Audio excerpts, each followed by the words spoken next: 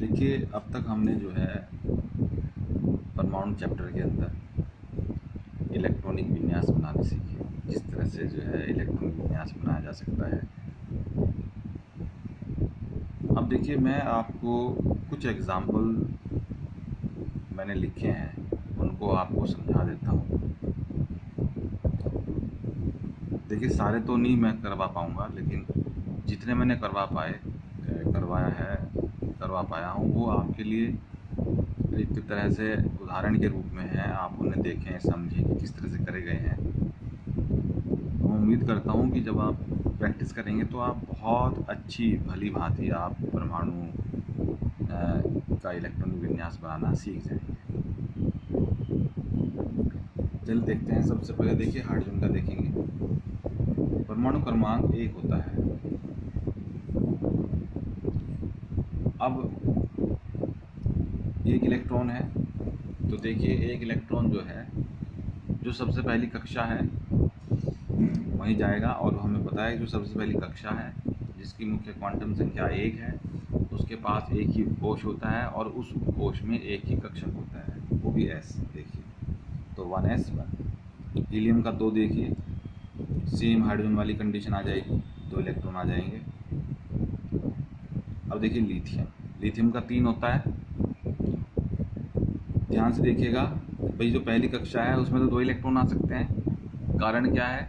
क्योंकि जो पहली कक्षा है, यानी कि जिस कक्षा का मुख्य क्वांटम संख्या 1 है, उसके पास एक ही उपकोष है, ठीक है, और एक ही कक्षक है। उस उपकोष में एक ही कक्षक है, वो कक्षक है s। और हमें पता है कि एक कक्षक में अधिकतम 2 इलेक्ट्रॉन आ सकते हैं, ठीक है नहीं भाई। एक ही उपकोष है और एक ही कक्षक है। उपकोष कौन सा है? 1s। और 1s के अंदर कक्षक कौन सा है? s। और हमें पता है एक कक्षक के अंदर 2 इलेक्ट्रॉन आ सकते हैं। अब इलेक्ट्रॉन जो है आगे जाएंगे। आबहाव नियम जब हम देखते हैं तो इलेक्ट्रॉन आगे कहाँ जाएंगे? 2s में, क्योंकि यहाँ पे 2 तो हमने इलेक्ट्रॉन यहाँ डाल दिए, एक यहाँ रह जाता है, यहाँ जाएगा। कार्बन का देखिए 1s2, इसके बाद इलेक्ट्रॉन कहाँ जा रहे हैं? 2s में। भाई s के अंदर तो देखिए जहाँ भी s उपकोष है वहाँ पे ध्यान रखें कि एक ही कक्षक होगा, उसमें 2 इलेक्ट्रॉन ही आ सकते हैं। इसके बाद इलेक्ट्रॉन अगले उपकोष में जाएंगे। अब देखो अगला उपकोष है 2p, और हमें पता है p के अंदर कितने कक्षक होते हैं? 3। और 3 कक्षकों में कितने इलेक्ट्रॉन आ सकते हैं? 6। लेकिन यहाँ तो 2 ही रखे हैं, यानी कि अभी जो है यहाँ पे 4 और आ सकते हैं। देखिए सोडियम का देखिए, अब 11 होता है।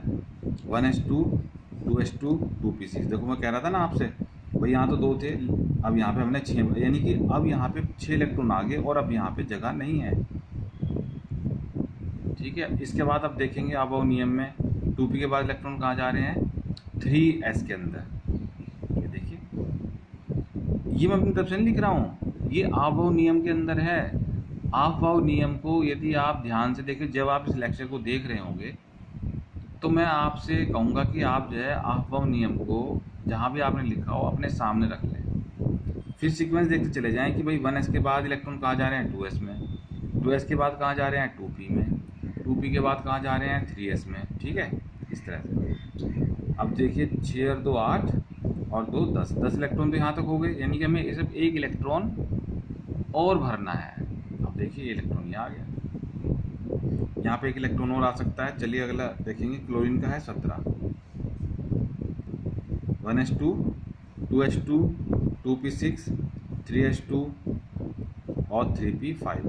क्योंकि 3s के बाद इलेक्ट्रॉन कहाँ जा रहे हैं? किस उपकोष में जा रहे हैं? 3p में। अब देखिए मुझे पता है p के अंदर 6 इलेक्ट्रॉन आ सकते हैं, क्योंकि p उपकोष के अंदर 3 कक्षक होते हैं, ठीक है नहीं, और 3 कक्षकों में 6 इलेक्ट्रॉन आ सकते हैं, जबकि यहाँ तो 5 ही है, यानी कि अभी 1 इलेक्ट्रॉन और आ सकता है यहाँ पे। चलिए आगे चलेंगे। पोटेशियम का देखेंगे 19 है।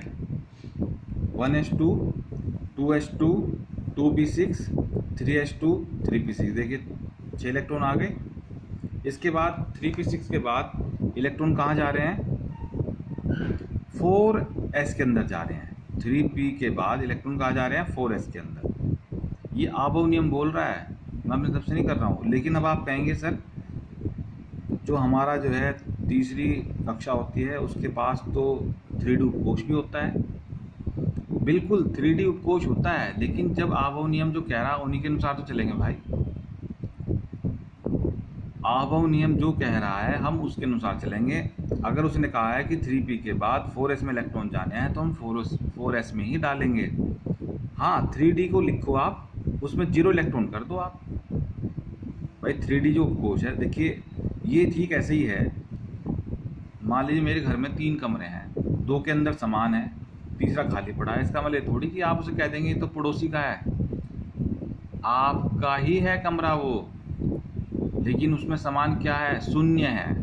तो यही चीज़ यहाँ पे है। हमारे पास जो तीसरी मुख्य कोश है उसके अंदर उपकोष तो 3 है, 3s 3p और 3d। इलेक्ट्रॉन सिर्फ 3s में और 3p में है, 3d अभी खाली है, क्योंकि आबोव नियम के अनुसार जो इलेक्ट्रॉन जाएंगे 3p के बाद 4s उपकोष में जाएंगे। चलिए आगे चलेंगे। कैल्शियम का देखेंगे 20 है।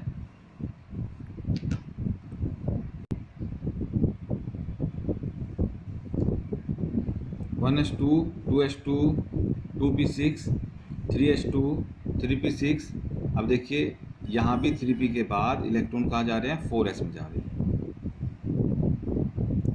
ठीक है नहीं। अब देखिए यहाँ 2 इलेक्ट्रॉन पूरे हो गए।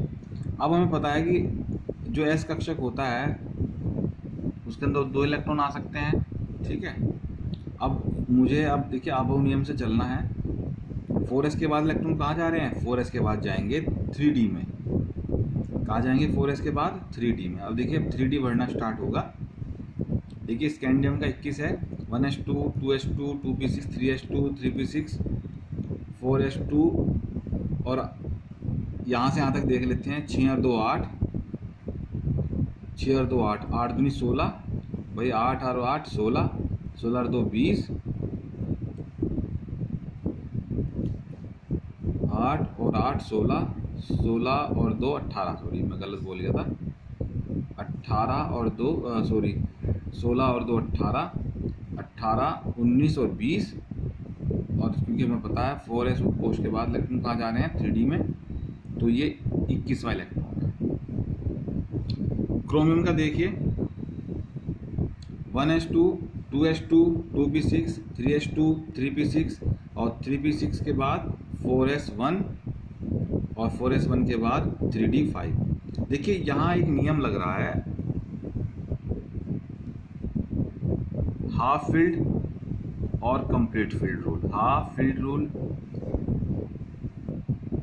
हाफ फील्ड का मतलब जो पूर्ण रूप से आधा भरा हुआ, और कंप्लीट फील्ड का मतलब जो पूर्ण रूप से भरा हुआ।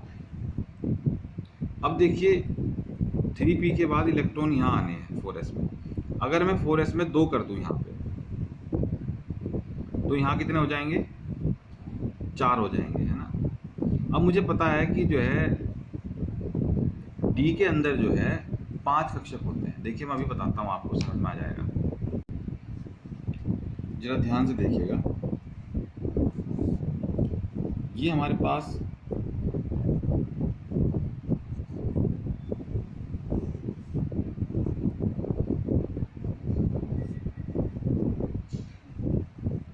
ये 3D कोश के अंदर 1 2 3 4 5, 1 2 3 4 5, 5 कक्षक हैं।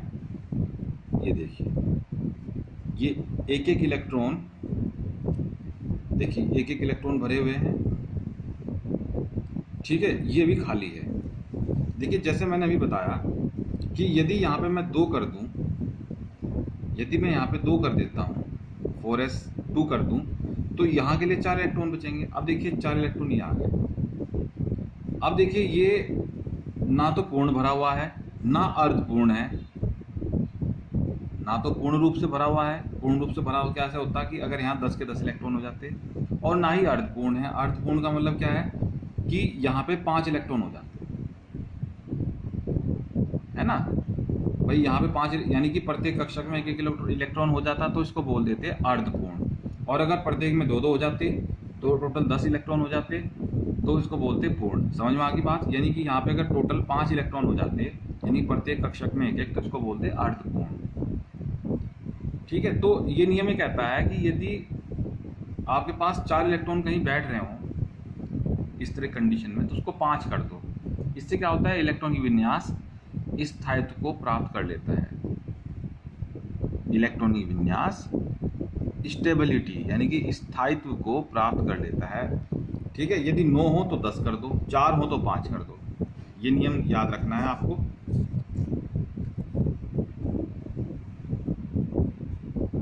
ये देखिए, अब इसलिए यहाँ मैंने 2 की बजाय 1 लिखा और यहाँ पे 5 कर दिया। अगर मैंने यहाँ पे 4 कर दिए, यहाँ 2 कर दिए, तो ये गलत है। ठीक है, आगे चलिए कॉपर का देखेंगे 29। 1s2 2s2 2p6 3s2 3p6 3d10। अब देखिए, पहले मैं आबव नियम के अनुसार चलूँगा। 3p के बाद इलेक्ट्रॉन कहाँ जा रहे हैं, 4s में।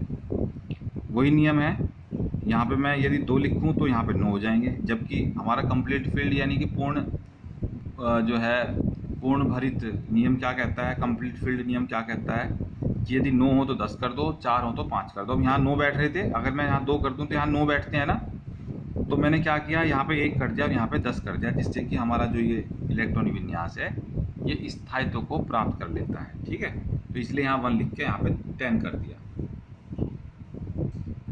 आगे चलिएगा, ब्रोमीन का देखिए 35 है।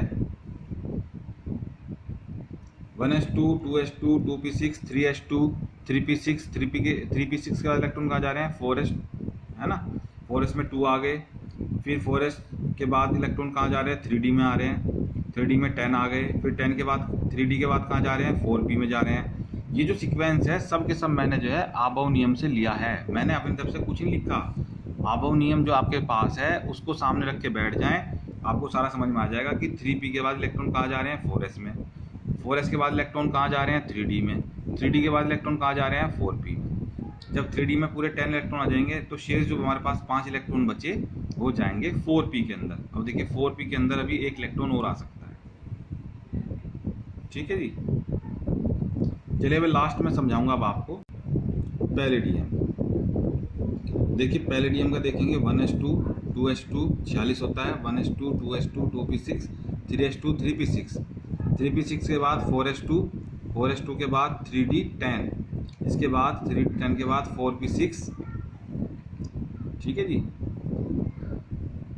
4p6 के बाद देखिए पैलेडियम के अंदर भी एक बहुत महत्वपूर्ण बिंदु है जो मैं आप लोगों को बताना चाह रहा हूँ। देखिएगा,